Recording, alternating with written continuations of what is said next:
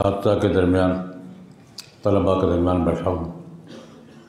پہلے بھی کسی زمانے میں ایک دفعہ حاضری کا موقع ملا تھا، اور حضرت شیخ الحدیث حضرت مولانا محمد یاسین صابر صاحب رحمۃ اللہ علیہ کے ساتھ مسلسل تعلق تھا۔ وہ ہمارے ساتھی بھی تھے اور نسلوں میں بھی رہے ہیں، تو بہر مسلسل معلومات فرمائیں، اور اللہ پاک کچھ باتیں جیسے حضرت نے حکم فرمایا ہے، کچھ مقصد کی باتیں کہنے سننے کی توفیق بھی عطا فرمائے۔ پہلی بات تو میں حضرت نے سہروزے کا ذکر کیا ہے، تقریباً 40 سال سے معمول ہے، ہمارا گجرانوالہ کے علماء کے گروپ ہے، ہم سال میں ایک سہروزہ اہتمام کے ساتھ لگاتے ہیں۔ ہمارا ایک پکی طے، ایک دفعہ حضرت حاجی صاحب رحمۃ اللہ علیہ حیات تھے، تو میں جاتا رہتا تھا گزرتے ویسے بھی، تو حاجی صاحب تھے، ابے سروزے پہ رہو گے؟ میں نے کہا حضرت یہی قبول فرمائیں۔ ان کا دادی ابے 3 دن پہ ہی رہو گے؟ میں نے کہا قبول فرمائیں بس۔ تو ہم لگاتے ہیں، وہ حضرت نے یاد کرا دیا، رائے شہر میں ہماری تشکیل ہوئی، مجھے آپ نے یاد کرا دیا تو وہ یاد آ گیا۔ 3 دن رائے شہر میں کبھی کہیں تشکیل ہوتی ہے، کبھی کہیں تشکیل ہوتی ہے۔ اس حوالے سے میں اپنے طلباء سے ایک بات، جب ہم دورہ حدیث سے فارغ ہونے والے طلباء کو بطور استاد آخری باتیں کرتے ہیں، میں بھی کرتا ہوں، ان میں ایک بات یہ بھی ہوتی ہے، حضرت نے ذکر فرما دیا ہے، ایسے میں ذکر کرتا ہوں کہ جماعت کے ساتھ عملی تعلق رکھیں۔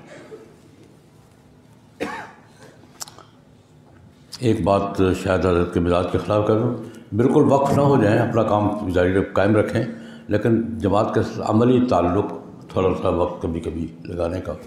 اور یہ جو سال لگانے ہیں فارغ ہونے کے بعد، میں اس کو ہاؤس جاب کہا کرتا ہوں۔ یہ علماء کی ہاؤس جاب ہوتی ہے۔ ہاؤس جاب سمجھتے ہیں؟ ڈاکٹر جب MBBS کرتا ہے نا، تو کسی ڈاکٹر کی نگرانی میں اس کو 2 سال گزارنے پڑتے ہیں، تب وہ سیٹ ہوتا ہے، ورنہ وہ صحیح نہ تسلیم ہوتا ہے نہ سیٹ ہوتا ہے۔ تو میں علماء کرام سے اپنے شاگردوں کو تلقین کیا کہ یار 2 کاموں میں سے ایک کام، یا کسی حقیقی صحیح شیخ مربی سے تربیت کا، نسبت کا نہیں، تربیت کا عملی تعلق قائم کریں، یا کم از کم 1 سال جماعت کے ساتھ لگائیں۔ اس کے بغیر آپ کی زندگی کی ترتیب سیٹ نہیں ہوگی۔ میں اس کے 2 فائدے عرض کیا کروں۔ ہم جب فارغ ہو کر آتے ہیں نا، تو ہم بھی تقریباً 4تھے آسمان پر ہوتے ہیں۔ یہ سارا ہم کتنے آسمان پر، ہم بھی تقریباً قریب ہوتے ہیں، ہم 3 4 آسمان پہ ہوتے ہیں، مجھ سے نیچے نہیں ہوتے۔ عام آدمی کے ساتھ ہماری گفتگو کا ہمیں پتہ ہی نہیں ہوتا کہ بات کیا کرنی ہے۔ میں جماعت کے سہروزے کے فضائل جب بیان کرتا ہوں تو علماء کے لیے 2 باتیں بیٹھ رہا ہے۔ ایک تو یہ کہ ہماری ترتیب سیٹ ہو جاتی ہے، ویسے ہماری طلباء کی کوئی ترتیب نہیں ہوتی ہے۔ 24 گھنٹے کے اوقات کی ترتیب ہماری کوئی ہوتی ہے؟ کیسا متفق جیسے ہو گیا۔ یہ ترتیب سیٹ ہو جاتی ہے ہماری، کس وقت نماز پڑھنی ہے، کس وقت کھانا کھانا ہے، کس وقت فلاں کام کرنا ہے۔ یہ عملی ٹریننگ میں کہا کرتی 1 سال لگائیں گے نا آپ کے 24 گھنٹے کی ترتیب سیٹ ہو جائے گی، مزاج بن جائے گا کہ یہ کام فلاں کرنا ہے، یہ کرنا ہے۔ اور دوسرا یہ ہے کہ لوگوں سے بات کرنی آ جائے گی، اور ہمیں لوگوں سے بات کرنا نہیں آتی۔ ہم لوگوں کے سامنے بھی مولا حسن ہی پڑھتے ہیں، جس کا مولا حسن زیادہ پڑھا ہوا ہے نا، لوگوں کے سامنے بھی، اور جس کا جس فن سے تعلق ہے لوگوں کے سامنے اسی فن کا اظہار کرتا ہے۔ بھائی لوگوں کو ضرورت نہیں ہے۔ ہمارے بزرگ تھے، فوت ہو گئے، میرے ساتھی تھے، شہر میں ایک جگہ جمعہ پڑھایا کرتے تھے، نصرت علوم میں، تعلیمی کے زمانے کی بات کر رہا ہوں، 66 67 68 کی، پتہ نہیں آپ میں سے کون تھا کون نہیں تھا۔ تو اس دور کی بات کرتا ہوں، وہ جمعہ پڑھایا کرتے تھے. ایک دن مجھے لے گئے، میری تقریر سنی شام کو. میں نے کیسی تقریر کی ہے؟ میں نے کہا بیڑا غرق کیا. میں بہت اچھی تقریر. میں نے کہا کی ہوگی؟ میں نے کہا کل آپ نے جو ملا حسن کا سبق پڑھا ہے نا، سارے مسلم مولانا قاضی اسلم صاحب ہوتے تھے، وہ آج جمعے پہ لوگوں کو سنا دیا. یہ بشرط شے ہے، بشرط لا شے ہے، یہ لا بشرط شے ہے. خدا کے بندے، یہ لوہا کوٹنے والے، ان کو بشرط شے لا بشرط شے کہ کیا پتہ ہے. بات سب میرے اگر میں طلباء سے بات کروں، میں نے ان کے سامنے ساری تقریروں کی یہ بشرط شے ہے، یہ قضیہ شرطیہ ہے، یہ بشرط لا شے ہے. خدا کے بندے، یہ لوہا کوٹنے والے بازار کے لوگ ہیں، ان کو نماز کے مسائل بیان کرو، کوئی فضیلت بیان کرو، کوئی ثواب کی بات کرو. یہ بشرط اب کیا کیا تم نے؟ ملا حسن صاحب سبق پڑھا تھا، وہ لوگوں کو سلا دیا. میں نے کہا نہیں، لوگوں سے یہ بات میں نے اس لیے کی ہے کہ ہم جب اس ماحول سے بشرط شے بشرط لا شے کے ماحول سے باہر نکلتے ہیں نا، تو عام آدمی سے بات کیسے کرنی ہے. وہ بھی یہی کہتا ہے. وہ حضرات، میں ان سے معذرت کے ساتھ میرے لطیفے سنایا کرتا ہوں. وہ ایک بزرگ تھے ہمارے، پرانے رہتا ہے، بس میرا مزاج ہے یہ، لطیفوں سے بات کیا کرتا ہوں تقریباً. کہتے ایک صاحب نئے فارغ ہو کر آئے دارالعلوم دیوبند سے. دیوبند تو دیوبند ہے، اس کا جو تدریسی ماحول اور اساتذہ کا اور گفتگو کا ماحول تو جس لیول کا ہوگا آپ کو اندازہ ہے. تو جا رہے تھے واپس لاہور ریلوے اسٹیشن پر، تھوڑی دیر گاڑی رکی، پشاور جانا سننے. باہر نکلے تو گول گپے بیچ رہا تھا، چھابڑی والا. گول گپے جانتے ہیں؟ ملتان میں ہوتے ہیں. اب وہ ان کے لیے نئی چیز تھی، کھانے کی ہے، مارنے کی ہے، کیا کرنا ہے، میٹھی ہے، کھٹی ہے. تو پہلے تو گھومتے رہے، دیکھتے کیا چیز ہے. پھر خیال ہوا کہ دے کے پتہ، کھانے سے پتہ چلے گا نا، یا دینے سے پتہ چلے گا. اب آئے ہیں، تشریف لائے ان کے پاس. ارے میاں، ہاں درجن بیچتے ہو وزنن بیچتے ہو؟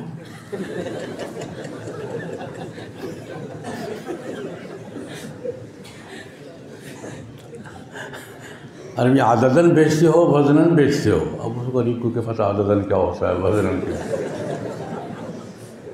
تھوڑی دیر سے دیکھا، صوفی جی میں تو گول گپے بیچ رہا ہوں.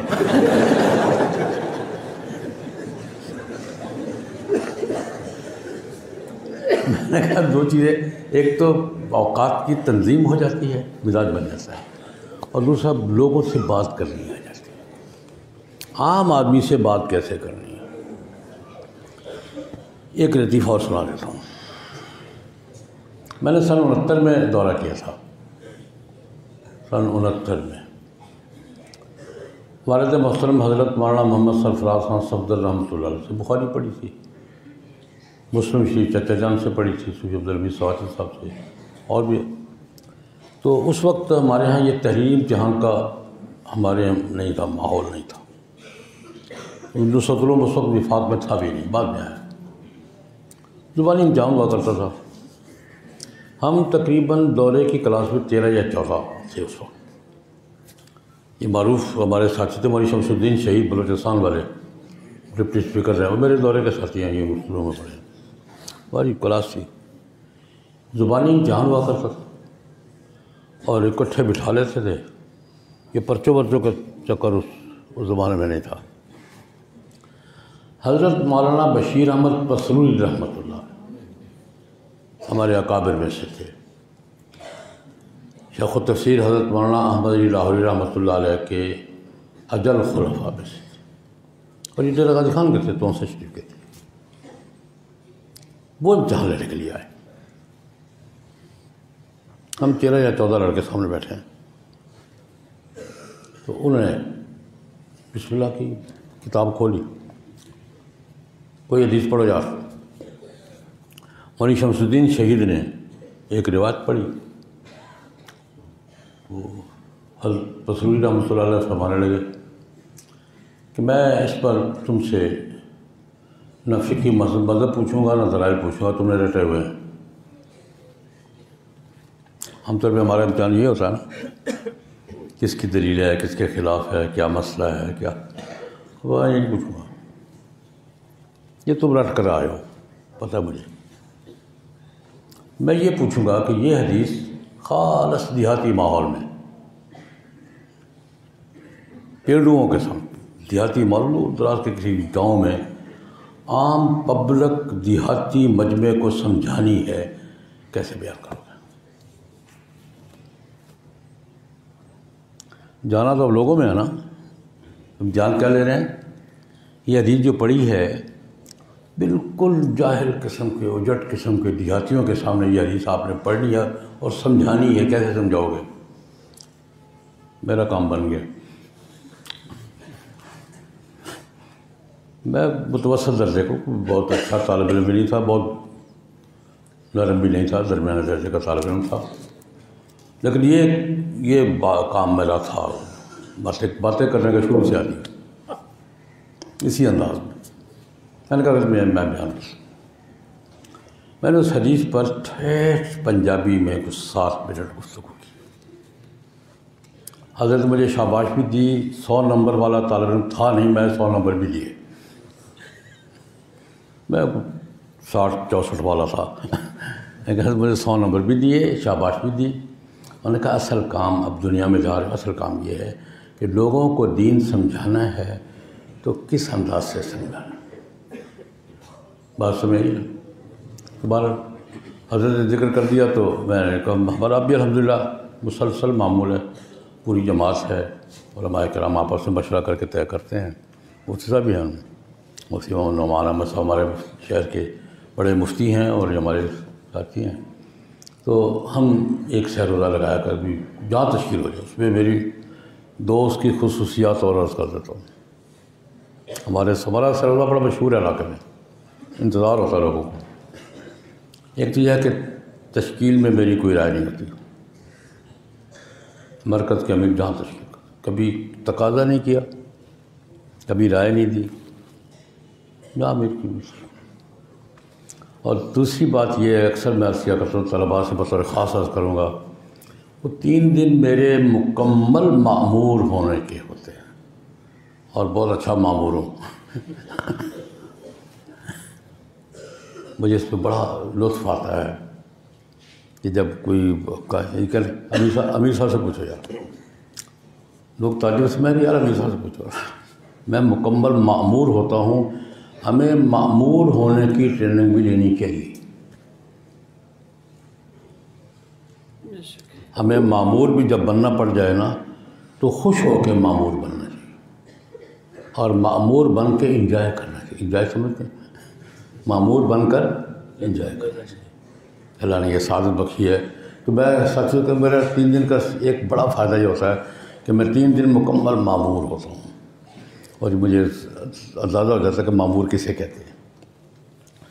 تو یہ بات میں نے عرض کی ہے کہ آپ بس ایک بات اور عرض کر کے بات سمیٹوں گا. لمبی بات آپ بھی اپنی مصروفیات میں ہے، میں نے بھی جانا ہے. دیکھیے، آنے والے وقت کی تیاری کیجیے.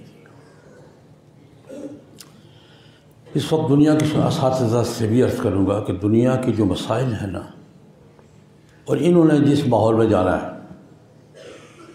میں اپنے بچے کو کسی مارکیٹ میں بھیجوں گا تو سمجھا کے بھیجوں گا، وہاں کا ماحول یہ ہے، یوں کرنا ہے، یوں نہیں کرنا. کوئی آدمی سمندر میں چھلانگ لگائے گا تو پہلے پتہ کرے گا کہ کس سائز کے جانور ہیں یہاں، پتہ کرے گا یا نہیں کرے گا. کسی دریا میں چھلانگ لگائے گا تو پہلے پتہ کرے گا کوئی بغیر مچھ نہیں بیٹھا. لیکن ہم میں مدارس کو جزیرے کہا کرتا ہوں. یہ مدارس ہمارے تہذیبی فکری جزیرے ہیں. جب ان سے سمندر میں کودتے ہیں نا، سوسائٹی کے اجنبی ہوتے ہیں. سوسائٹی ہمارے لیے اجنبی ہوتی ہے، ہم سوسائٹی کے لیے اجنبی ہوتے ہیں. ہماری زبان اور ہوتی ہے، ہماری یہی بشرط شے بشرط لا شے ہوتی ہے، ان کی زبان اور ہوتی ہے. ہم ایڈجسٹ نہیں ہو پاتے. ہمارے 80% مسائل اس کی وجہ یہ ہے کہ ہم آپس میں ایڈجسٹ نہیں ہو پاتے. خلا پر جھگڑے پر ہو جاتے ہیں. اس پر اساتذہ سے بھی ادب کے ساتھ عرض کروں گا، طلباء سے بھی، یہ سمندر میں جانا ہے،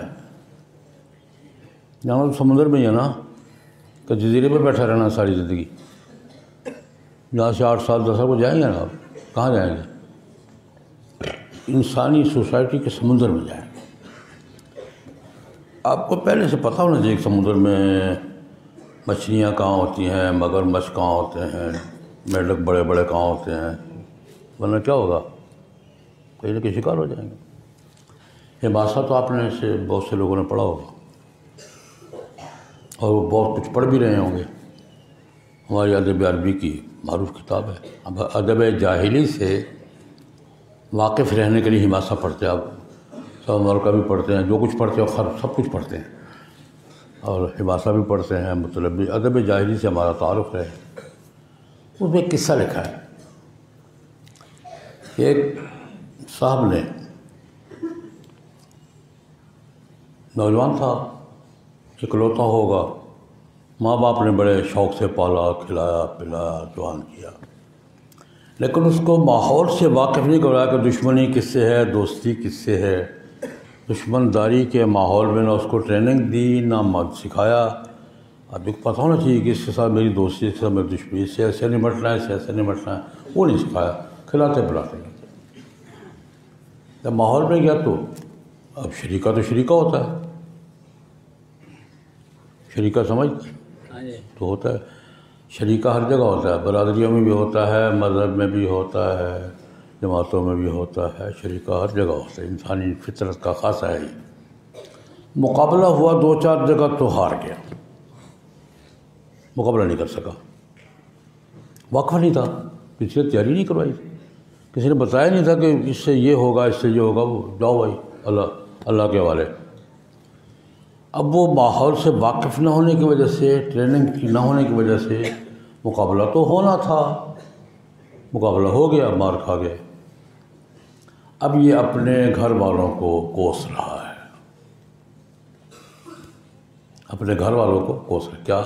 وہ شعر دو سنا دیتا ہوں۔ ہلا اعدونی لمثلی تفاقد فی الارض مبسوس شجاع وعقرب۔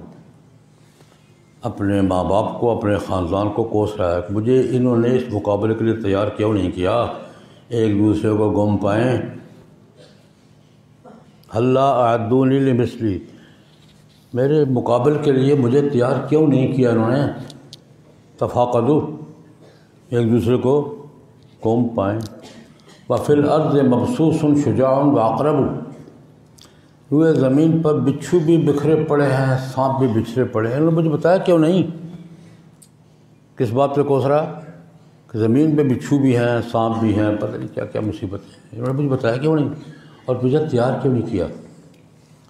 پھر کہتا ہے وَهَلَّا أَعَدُّونِي لِمِثْلِي تَفَاقَدُوا، مجھے انہوں نے کیوں تیار نہیں کیا میرے مد مقابل کے لیے، ایک دوسرے کو گم پائیں۔